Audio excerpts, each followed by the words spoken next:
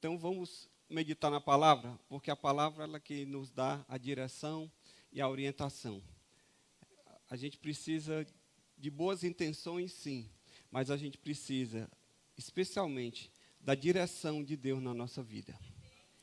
E eu creio que essa palavra é para dar essa direção do Senhor para mim e para você.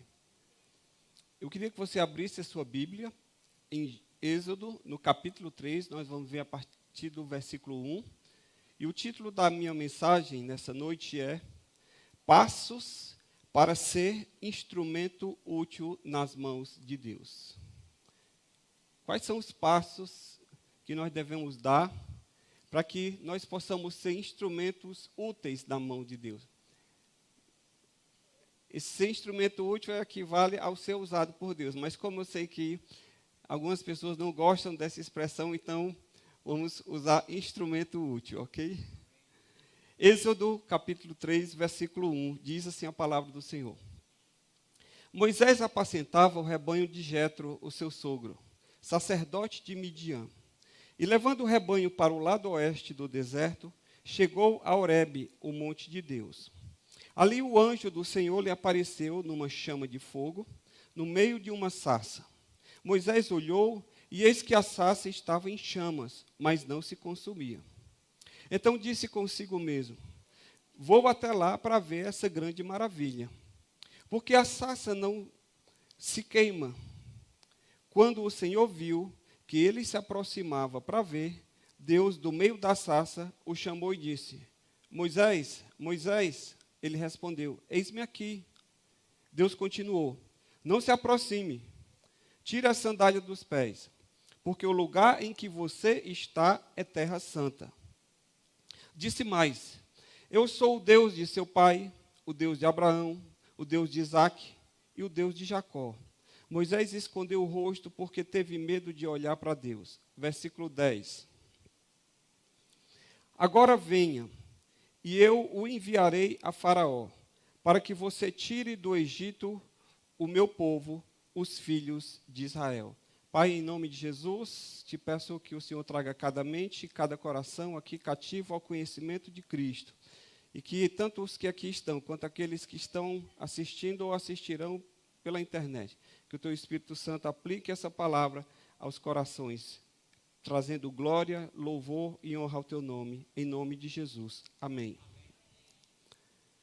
Moisés, ele havia sido livrado da morte. Vocês sabem a história de Moisés, que quando ele nasceu, havia uma ordem de Faraó para destruir, para matar, para que as parteiras matassem todos os filhos do sexo masculino dos hebreus, como uma forma de continuar a dominação sobre o povo. E Moisés, então, por ironia, não do destino, mas do próprio Deus, fez com que a própria filha do faraó criasse Moisés, fazendo o contrário da ordem que ele havia dado.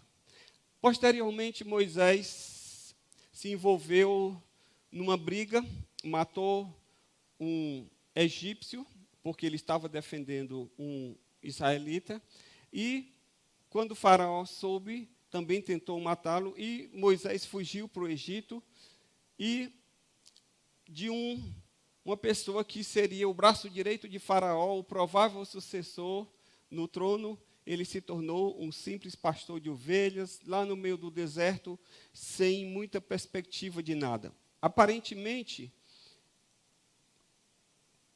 aquilo que Moisés sonhava, os planos que ele tinha para ele, ou até mesmo a vontade de Deus para ele, havia sido frustrada por conta daquela precipitação dele em defender o seu povo e acabando por matar um egípcio. Mas Deus, ele é um Deus que tem o controle da vida e da história nas suas mãos. Amém? E por conta disso, ele surpreendeu Moisés, porque ali no deserto, sem a menor perspectiva de uma vida diferente, Deus então traz essa experiência para Moisés e resgata o propósito que o Senhor tinha para a vida dele, por meio do seu chamado que aqui se encontra. Queridos, antes de continuar, eu quero dizer o seguinte, que Deus, ele é um Deus de propósitos. Deus, ele age por meio de processos. Deus não age por meio de atalhos. Entende? Deus não age por meio de atalhos, Deus age por meio de processos. E o processo que Moisés passou, de repente, foi necessário para que ele pudesse entender quem ele era e quem Deus era. Alguém já disse o seguinte, que Moisés viveu em torno de 120 anos. E alguns dizem o seguinte, Moisés passou os primeiros 40 anos pensando que ele era alguma coisa. A segunda fase dos 40 aos 80, ele aprendeu que ele não era nada. E dos 80 aos 120, ele aprendeu que Deus era tudo.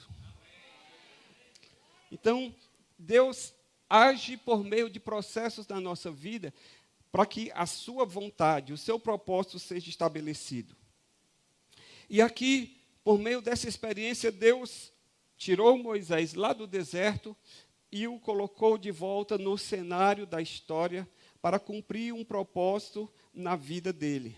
E eu queria analisar esse texto aqui com você, para que a gente possa entender quais são os passos que acontecem, que devem acontecer na nossa vida, assim como aconteceu na vida de Moisés, devem acontecer na minha vida e na sua vida, para que também nós, à semelhança de Moisés, que se tornou um instrumento de libertação do povo de Israel, nós também possamos, na nossa geração, no nosso tempo, na nossa época, no dia de hoje, vivendo aqui no Brasil, no ano 2023, nós também possamos cumprir o propósito de Deus e ser instrumento nas mãos de Deus. Amém? Você está comigo até agora? Pastor, nesse processo de se tornar instrumento útil na mão de Deus, quais são os passos que a gente identifica nesse texto? Em primeiro lugar, nós precisamos ser expostos diante de Deus. Versículo 5, primeira parte, acompanhe comigo. Mantenha a sua Bíblia aberta, mesmo que seja no celular, que nós vamos estar voltando ao texto constantemente. O texto diz assim, Deus continuou, não se aproxime, tira as sandálias dos pés. Quando o Senhor falou, não se aproxime para Moisés, não significava que Deus não quisesse proximidade com Moisés. Afinal, o próprio Deus estava chamando a atenção de Moisés por meio da sarça, que pegava fogo e, de forma sobrenatural, não se consumia. O que, na verdade, Deus estava dizendo era que ele não devia se aproximar da maneira que ele estava se aproximando.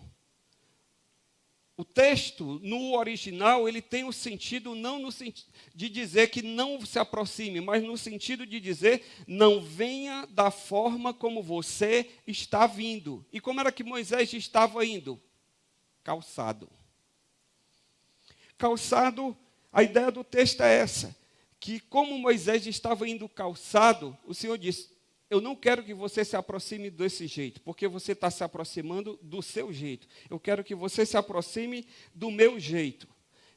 A primeira coisa que eu aprendo aqui é que com Deus não cabem as nossas regras, não cabem as nossas condições. Quando nós nos aproximamos de Deus, nós temos que nos aproximar seguindo a regra dele, a vontade dele, a forma como ele determina que nós hajamos.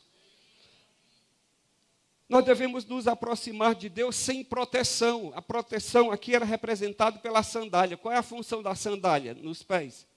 Proteger os pés de espinho, de ser furado.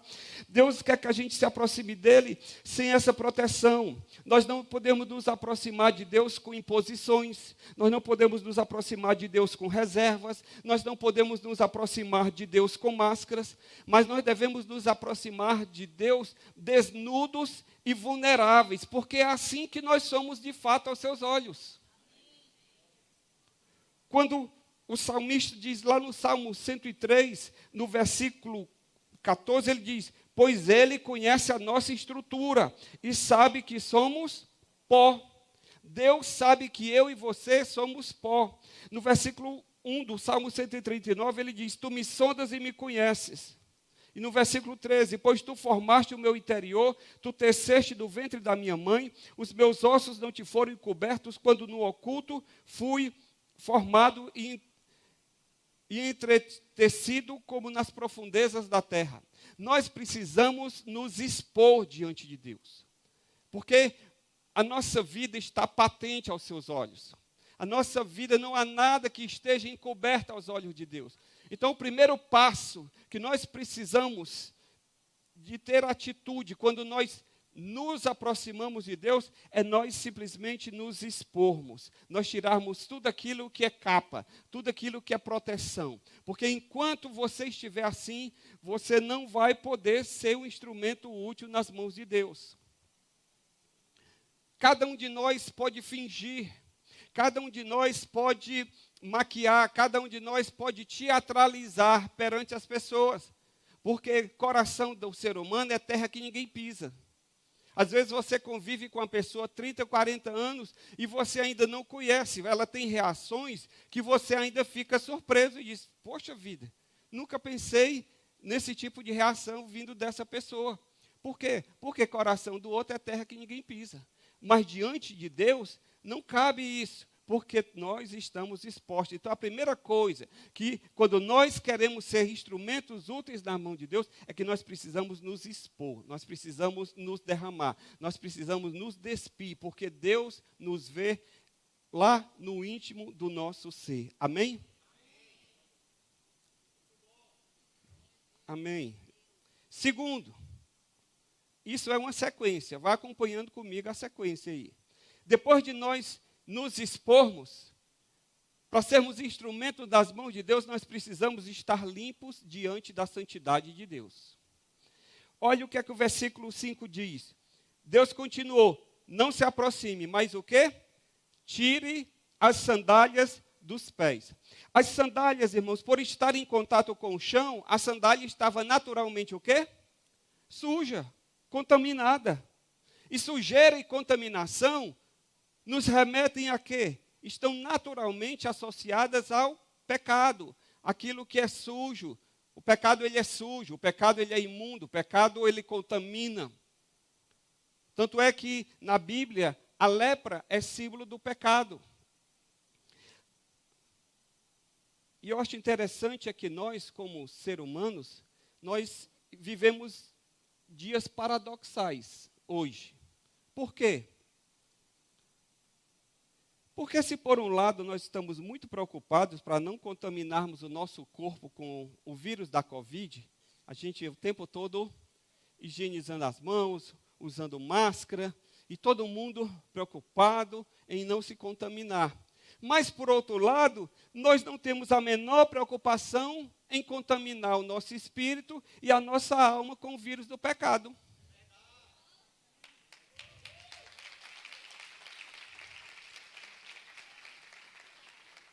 Então a gente luta e é uma preocupação exacerbada para não contaminar o corpo e muitas vezes estamos com a porteira aberta e deixando o pecado entrar, as coisas desse mundo entrarem e fazerem morada em nós. E daqui a pouco, quando a gente menos se percebe, você está totalmente envolvido em algo que não é vontade de Deus para você.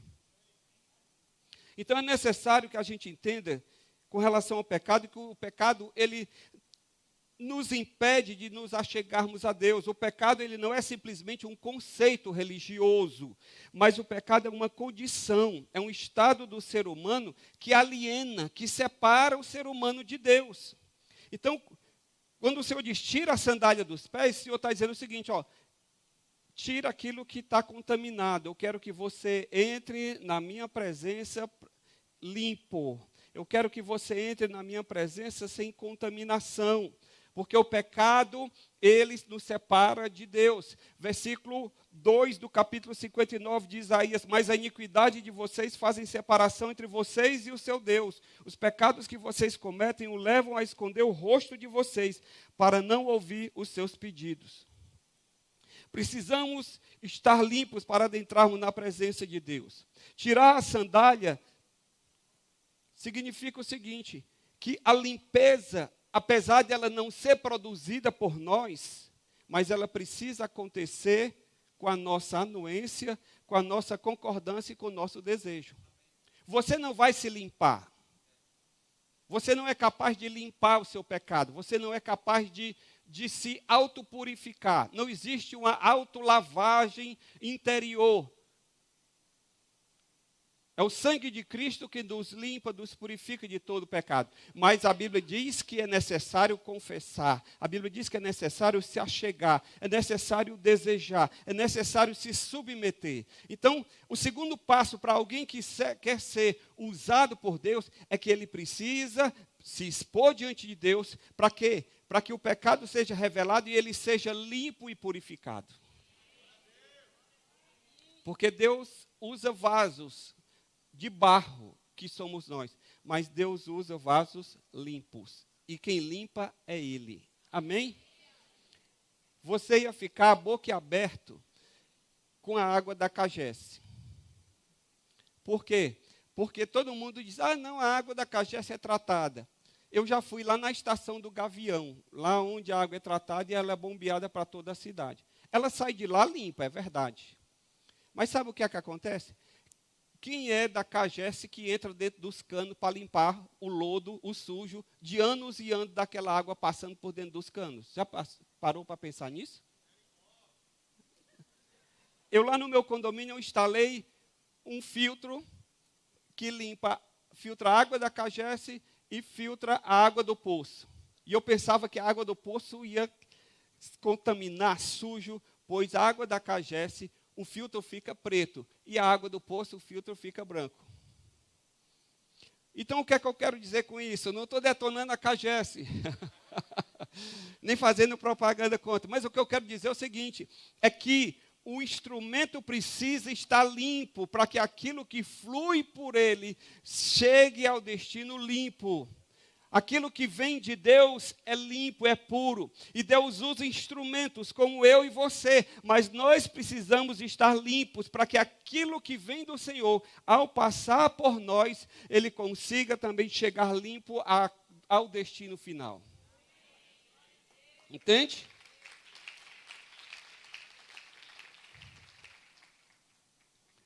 Salmo 24. Quem subirá ao monte do Senhor? Quem há de permanecer no seu santo lugar? O que é limpo de mãos e puro de coração. Nós precisamos estar limpos na presença de Deus. Sabendo que a limpeza quem faz é Jesus, por meio do seu sangue. Mas eu e você precisamos desejar. Dizer, Senhor, me limpa, me purifica. Salmista Davi, quando ele pecou com Betseba, e ele mandou matar Urias, o marido de Betseba, e Deus levantou o profeta, e o profeta foi lá e apontou o dedo para ele e mostrou seu pecado. Davi se arrependeu e ele escreveu o Salmo 51. Se você tiver curiosidade, depois em casa você leia. Mas tem um versículo lá no Salmo 51 que Davi diz assim: cria em mim, ó Deus, um coração puro e renova em mim um espírito reto. É necessário você querer. Deus limpa, mas é necessário a gente se expor e a gente colocar-se para dizer, Senhor, trata com a minha vida. Você precisa estar na igreja. Você precisa ouvir a palavra e deixar que a palavra limpe a sua vida pelo lavar regenerador da palavra. Quando nós nos expomos à palavra, a palavra vai nos limpando. Amém? Terceiro, uma vez expostos, uma vez limpos, agora nós podemos ter comunhão com Deus. Versículo 5, a segunda parte. Deus continuou, não se aproxime, tira a sandália dos pés, por quê? Porque o lugar em que você está é terra santa. Irmãos, o que tornava santo o local, sabe o que era? Era a presença de Deus ali.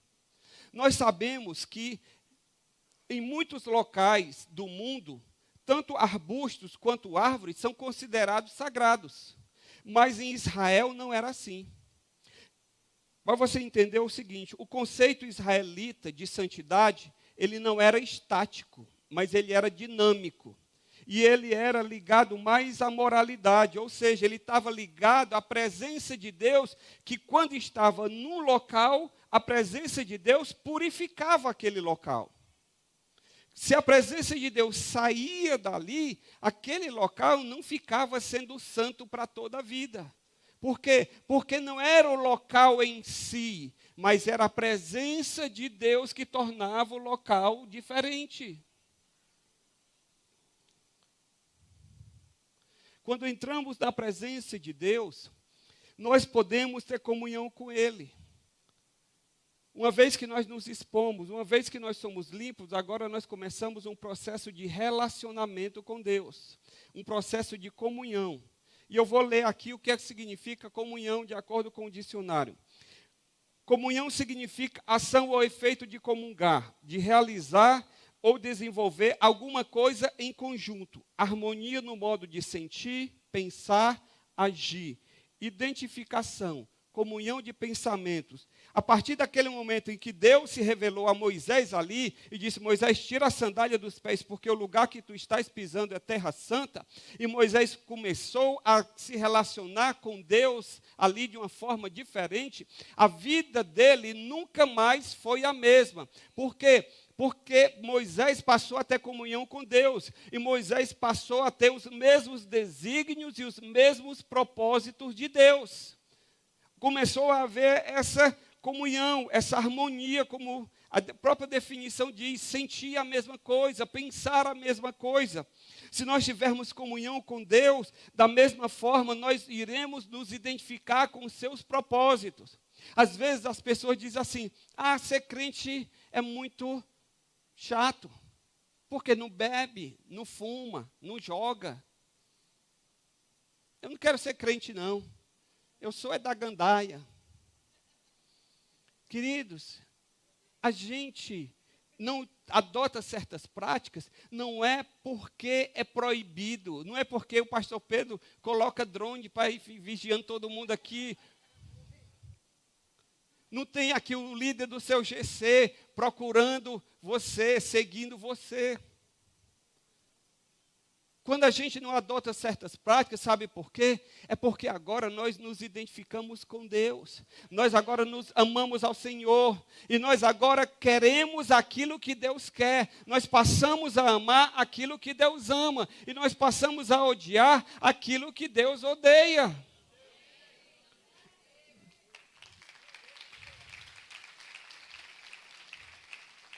Então não se trata de uma questão de lei dos crentes. Essa palavra é muito difícil, esquisita para alguns novos que estão aqui. Mas quando eu me converti, na década de 80, a gente dizia: tu vai para a lei dos crentes? Porque as pessoas achavam que era uma lei, que tinha uma norma a seguir e pronto. E não é. Relacionamento com Deus, quando você está em comunhão com Deus, você quer agradar o coração de Deus.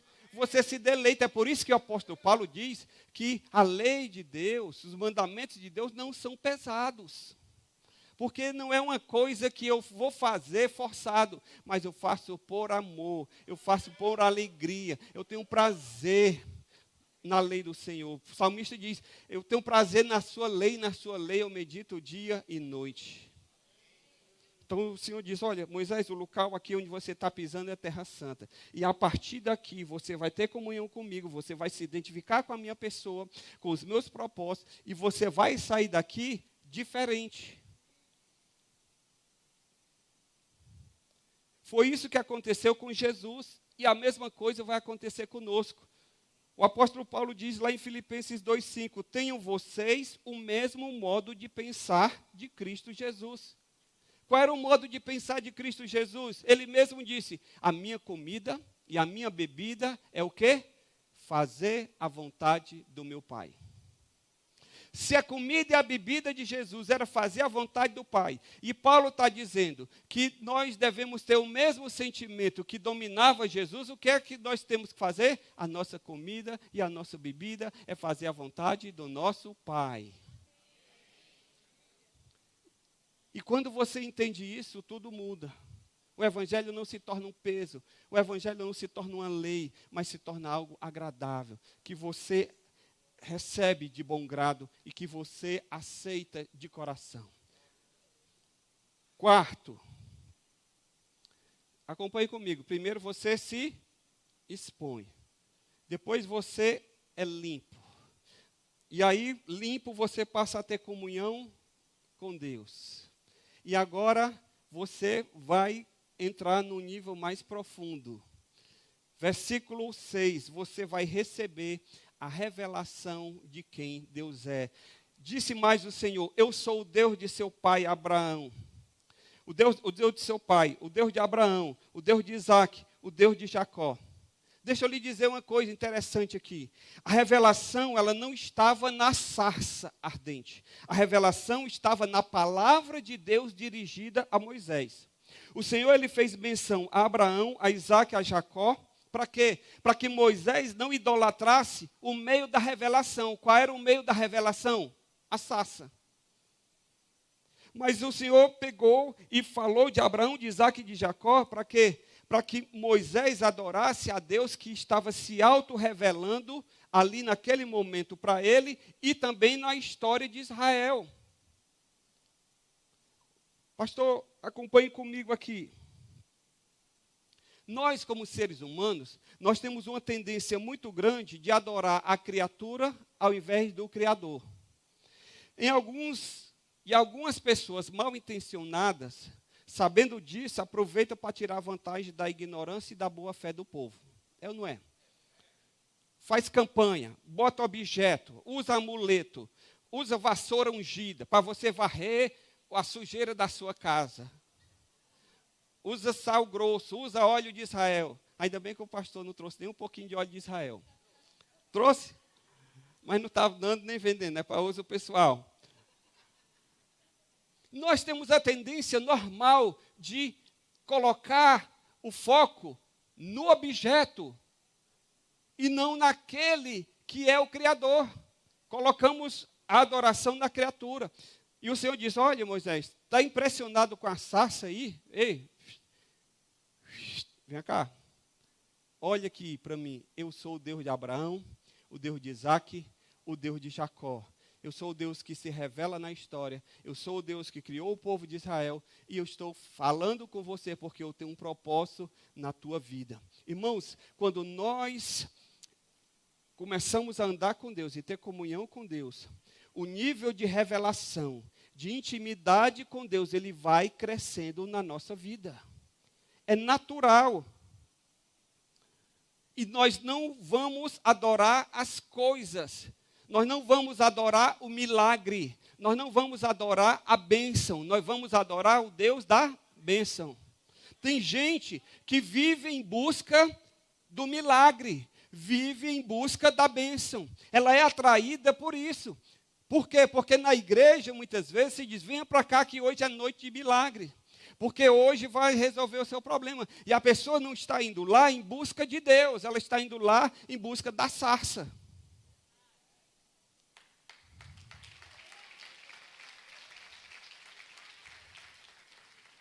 Só que o Deus que fez a sarça pegar fogo e não se consumir, aquilo ali foi fichinha, porque esse mesmo Deus mandou depois as pragas no Egito, abriu o mar vermelho, mandou maná, fez coisas muito maiores. Já pensou se Moisés tivesse pego e disse: essa sarça é especial. Ai, como essa sarça é especial. Levado, aí feito um altar lá na casa dele, não tem aquele altarzinho que o pessoal faz ali, às vezes, nos condomínios, nas pracinhas, e bota lá aquele objeto lá, e todo mundo que passa adora. Irmãos, não é a sarça, é o Deus que age no meio da sarça. Amém? Então, o Senhor disse logo para Moisés: ó Moisés, antes que você fique pensando aí que é um Deus do Egito, que é o Deus Sol, que é Deus do fogo, e o tempo já passou, aí o que é que vai acontecer? Eu digo logo para você: eu sou o Deus de Abraão, de Isaac e de Jacó. Vocês lembram que lá em Atos, quando Paulo e Barnabé se recusaram a ser divinizados em Icônio, pelo fato de serem instrumentos de Deus para curar um aleijado, eles chegaram numa cidade e eles curaram um aleijado, e todo mundo disse: olha, são os deuses que estão nos visitando. E eles quiseram adorar Paulo e Barnabé, e Paulo e Barnabé não aceitaram. O texto diz o seguinte, lá em Atos 14, 9. Esse homem ouviu Paulo falar. Quando Paulo fixou os olhos nele e viu que ele tinha fé para ser curado, disse a ele em alta voz, levante-se sobre os seus pés. O homem saltou e começou a andar. Quando as multidões viram que Paulo tinha feito, gritaram em língua licaônica, os deuses em forma de homens desceram até nós. A Barnabé chamaram de Júpiter e a Paulo chamaram de Mercúrio, porque este era o principal portador da palavra. O sacerdote de Júpiter, cujo templo estava em frente da cidade, trazendo touros, grinaldas para junto dos portões da cidade, queria oferecer um sacrifício juntamente com a multidão. Versículo 14. Porém, ouvindo isto, os apóstolos Paulo, Barnabé e Paulo, rasgando as suas roupas, saltaram no meio da multidão, gritando, Senhores, por que vocês estão fazendo isso? Nós também somos seres humanos como vocês, sujeitos aos mesmos sentimentos, e anunciamos o evangelho a vocês para que se convertam dessas coisas vãs ao Deus vivo que fez os céus, a terra, o mar e tudo o que neles há. Dizendo isto, ainda com dificuldade, que impediram a multidão de lhes oferecer sacrifício. Nós precisamos entender que o meio primordial pelo qual se revela o Senhor se revela é a sua palavra. Não é por meio de um objeto. Não é por meio de milagres. Os milagres, como diz Paulo, eles atestam a veracidade da mensagem, mas eles não são o objeto principal da revelação de Deus.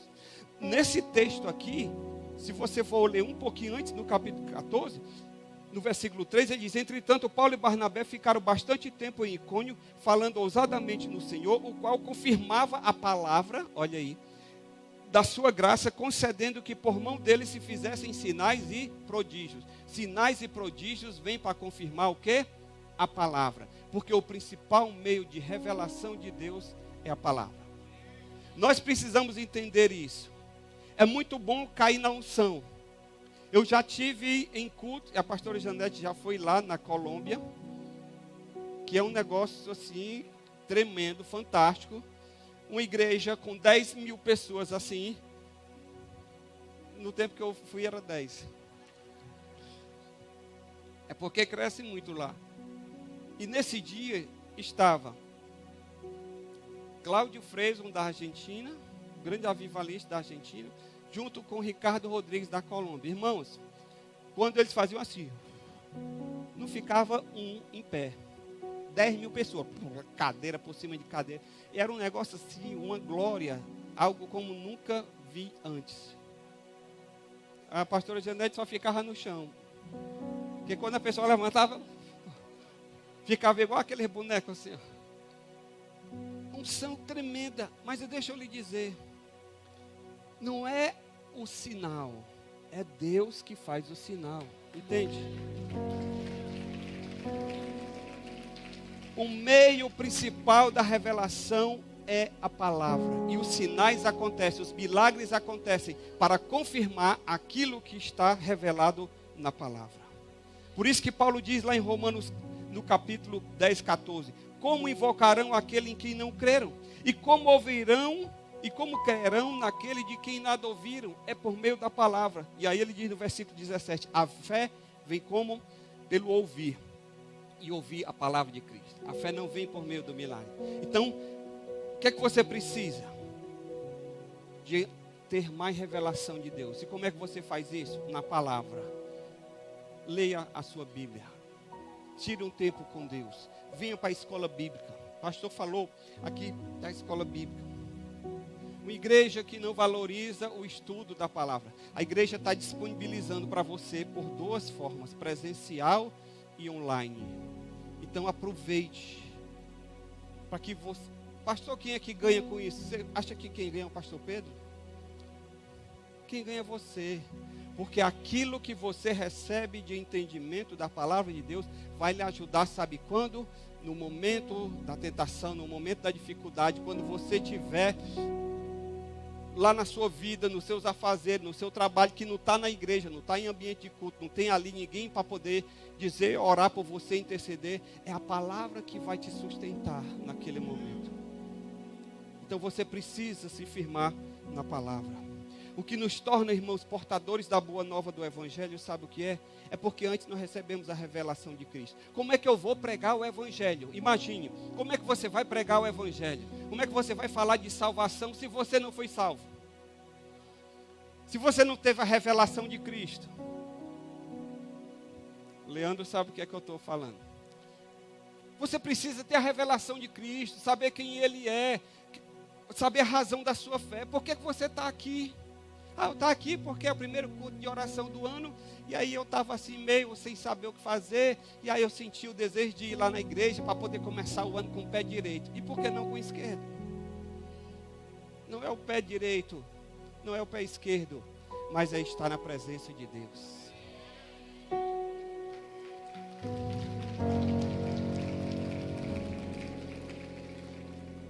Pedro diz, estando sempre preparados para responder a todo aquele que pedir a razão da fé que há em vós. Se uma pessoa chegar para você hoje e perguntar, por que você é cristão? Você sabe fundamentar a sua fé?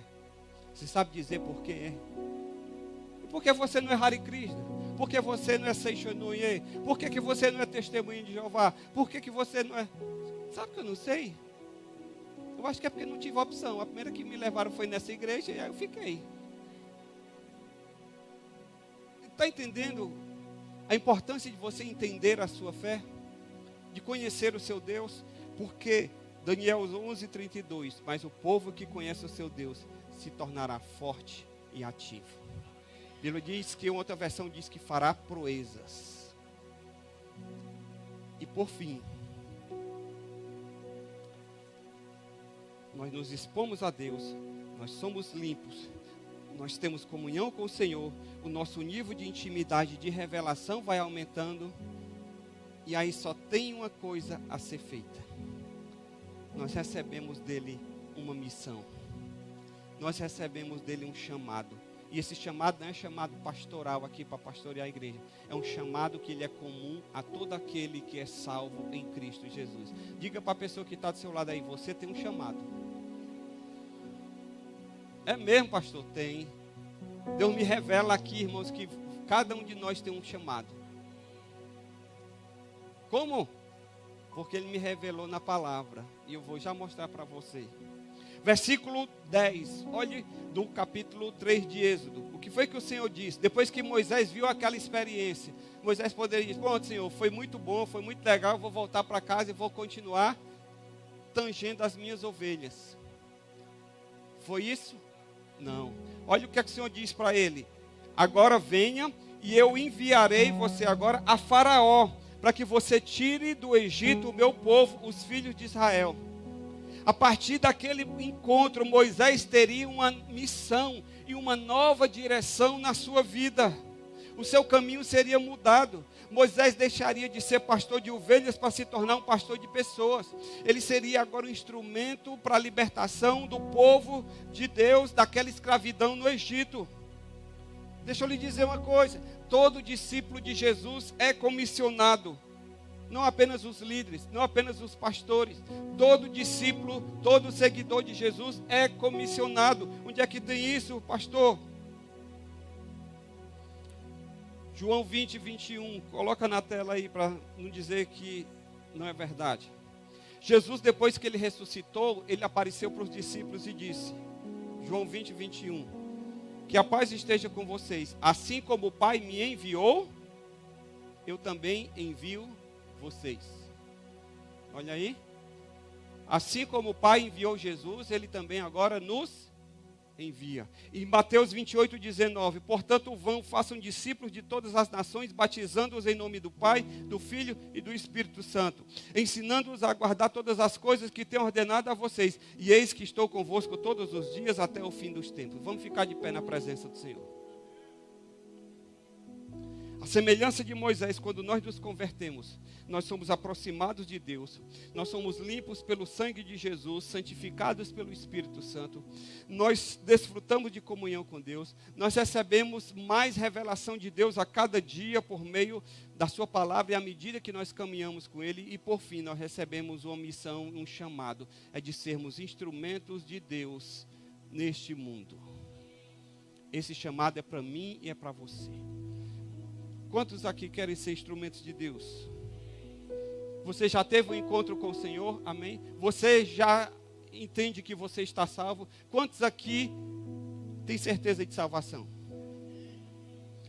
Vou fazer a pergunta contrária. Você que está aqui, você ainda não tem certeza de que é salvo. Se você partir hoje dessa vida, você não sabe para onde você vai passar a eternidade. Há alguém aqui que não tem essa convicção ainda? Pronto, ninguém levantou a mão, então todo mundo aqui tem essa convicção. Agora a pergunta é, em que é que isso afetou a sua vida? Qual é a mudança que houve na sua vida pelo fato de você ser salvo? E mais ainda, em que direção você está andando para cumprir a missão que Deus tem dado a mim e a você? Você tem se colocado diante do Senhor para ser esse instrumento nas mãos de Deus? Pois nessa noite nós queremos orar por todos que aqui estão, para que você se disponibilize e o resto Deus fará. Moisés era gago. E ele não sabia falar bem. Mas Deus não é desculpa. Outro dia eu vou pregar sobre isso. Deus mandou e colocou Arão, que era mais desenrolado para poder falar. Mas Deus usou Moisés. Entende? O Senhor, Ele quer usar. Não importa se você é gago ou se você é tagarela. Deus vai te usar do jeito que você é. Porque Ele tem uma missão para cada um de nós. Vamos adorar o Senhor.